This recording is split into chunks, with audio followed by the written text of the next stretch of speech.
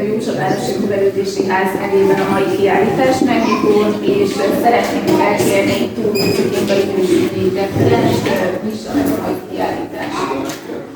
Én is nagy szeretettel és tisztelettel köszöntök mindenkit, aki eljött, illetve a Nyugdíjas Egyesület tagjait, akik itt maradtak velünk, hogy megtekintsék Szombati Tibor akvélöntő kiállítását.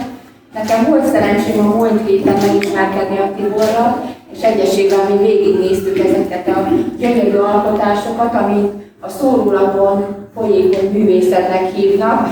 Én úgy gondolom, hogy ezeket folyékony csodának is tekinthetjük. Néhány szót mondanék a Tiborról, hisz szerintem mi nagyon sokan nem ismerjük. Szombati Tibor 1954-ben született Rohodon, 1971-től nyíregyházi lakosként éli mindennapjait, és jelenleg a Toldi utcán él. 2 gyönyörű felnőtt leánygyermeke van. A képzőművészettel a nyugdíjas éveiben ismerkedett meg, és elmondása szerint van remény azok számára is, akik egyáltalán nem értenek ehhez, hisz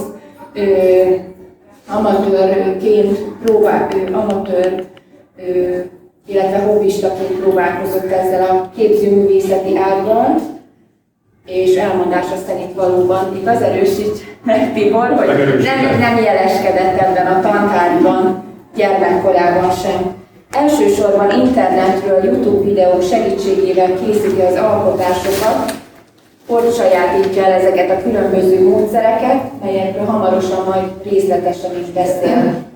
Nagyon fontosnak tartja, hogy kizárólag pozitív töltetű dolgokra irányuljon egy-egy kép, az idézeteket, amelyeket alatta láttuk, pedig saját maga gyűjti és párosítja a képekhez. Neveket célzottan nem ad ezeknek az alkotásoknak, és szeretné, hogyha mindenki azt látná ezekben az alkotásokban, amit az adott élethelyzete, illetve az adott hangulatában látni szeretne. Mindez idáig 400 képet készített, és ez a második kiállításra Nyíregyházán, és reméljük, hogy még nem fogja ezt majd követni. Az első a Kasutas Művelődési Házban valósult meg. Minden évben benevez alkotásaival az idősek versenyére 3 képpel, aminek nem a helyezés a célja, hanem hogy minél többen megismerjék ezt a művészeti ágat is. Jelenleg 32 alkotás található a falon, és további 17 alkotást pedig adatásos asztalokon helyeztek el. A kiállítás november 30-ig tekinthető meg munkaidőben itt a Művelődési Házban, úgyhogy én bíztatok mindenkit, hogy a rokonok, családtagok, ismerősök, akik szeretnék ezt megnézni, akkor ezt tegyék meg, és mindenkinek jó nézelődést kívánok.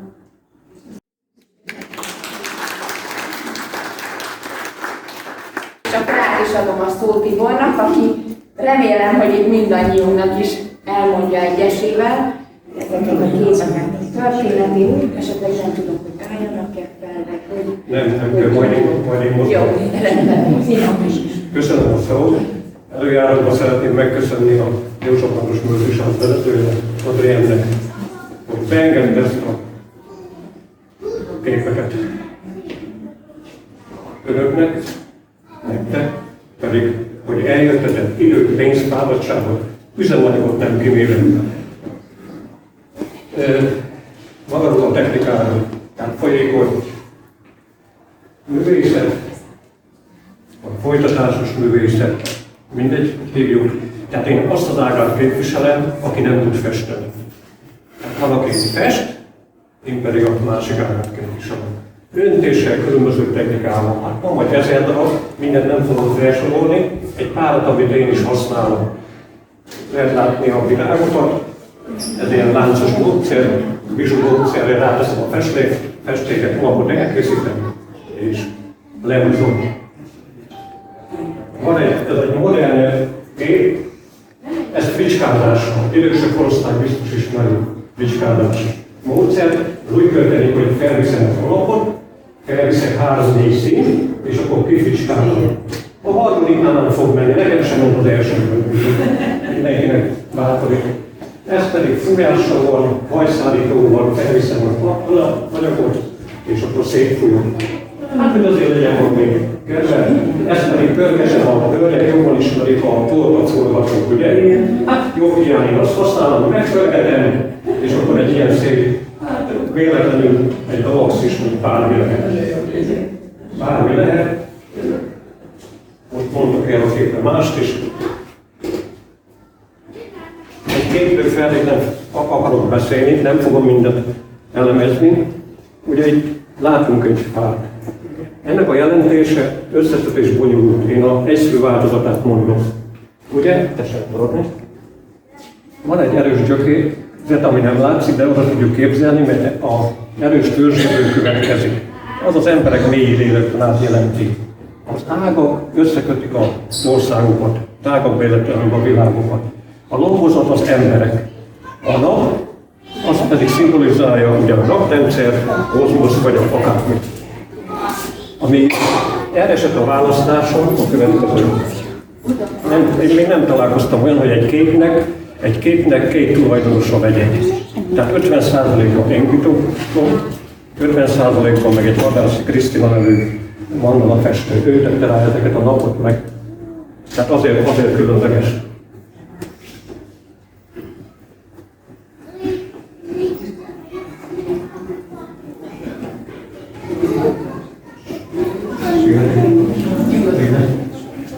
Nem akarom technikát, hogy hát ez is, ez pedig, hát az asszonyok hölgyek jobban tudják, a minél vastagabb fonalmal szépen átviszem a kétféleképpen ráteszem a évet, és akkor szépen ráteszem a festéket, vagy eleve már a piros festékbe beleteszem, és a fonalmal szépen leteszem. Akkor én csodákat lehet készíteni.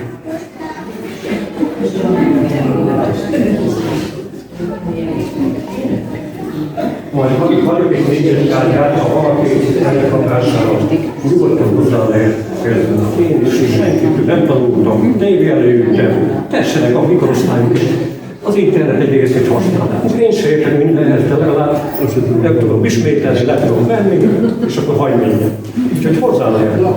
Engem lehet hívni ilyen 12-kor is. De én nagyon sem fekszek, mert hát akkor még jobban rájönnek, mert utána el vagyok foglalva. Kívánom mindenkinek azt az érzést, azt az alkotói érzést, amit ezt nekem van. Nagyon kívánom. Tehát ezt átélni, ismerjük meg. Ez sikerélmény. Egy fél év, míg én előkészültem, az igazságnak már nem kell annyi, hát úgy családának annyi, hanem kérdezzék meg azt, én azért nem tudom megkérdezni, mert Nyíregyházán nem tudom, hogy rajtam kívül lehet valamelyik 2-3, aki csinálja, vagy valahogy hátra összejönnek. És akkor tapasztalat cserélek. És látom, hogy megjöttek a barátomaik is, még valakinek vagy köszönjem meg a Mayer Józsefnek, Jókának, aki a város második végéről átszipelték a képeket. Tehát egyikülük nem jött jól létre. Egy régi barátok természet. Mellesleg, de nem mellesleg, hanem többszörös bajnok atléta. Távfutó, hosszú távfutó, mezőnyfutó verseny, nem sorolom tovább.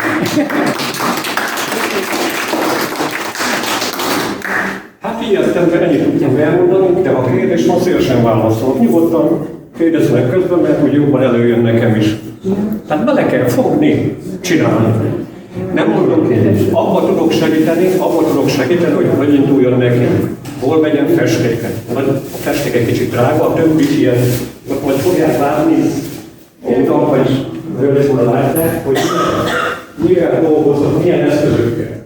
Például mondtalálna, ugye, megvan az alap, rá van ketté van vágva, az lássányvisztalva, és szépen csinálom egy mandalás védőletet. És ott vagy megfölgetem, vagy szolvítát ráveszek, és csinálom egy 3 dimenziót. Ezek lehet, már legjobb szemben fogok csinálni, mert meg van a technik, hogy 150 dolgokban vagyok, meg a végszínben. Úgyhogy tessenek utána nézni, rákezdtálni, és akkor neki kell vágni. Hát a nagyák nem mondok, hogy még 3 házban vagy 3 házban, mert egyelőre még nem szponzorálnak, úgyhogy ott most például csak elmondok egyet, a Aldiba most vegyenek festék 2400 forintért, Van két fajta, mind a két fajtát megyék. Mind a két fajtát megyék meg, és akkor ha csörög a telefon, akkor ha kiírja, hogy ismeretlen, most már mától kezdve, akkor fel fogom venni. És akkor az zárómondatom következő lenne, bármilyen világban élünk, az embereknek jobbra, szépre, a hitre, szeretetre szükségük van. Köszönöm szépen, hogy meghallgattam.